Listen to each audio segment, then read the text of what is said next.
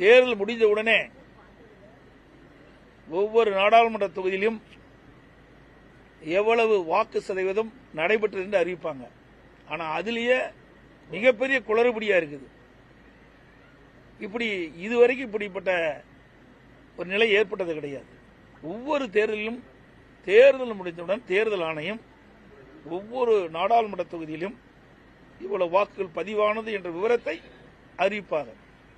ஆனா இப்ப அறிவிப்பிலே பல குளறுபடி இருக்குது, பல்வேறு சந்தேகங்களை எழுப்பிட்டு இருக்குது. அதோட அங்கங்க இந்த தேர்தல் எண்ணும் மையங்கள்ல அடிக்கடி இந்த கேமரா சிசிடிவி கேமரா இயங்காத போகுது.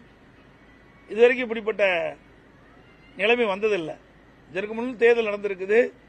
வாக்கு எண்ணும் மையத்தில் அங்கங்கே பொருத்தப்பட்ட சிசிடிவி கேமரா முழுமையாக இயங்கியது, எந்த தடையும் இல்லாமல்.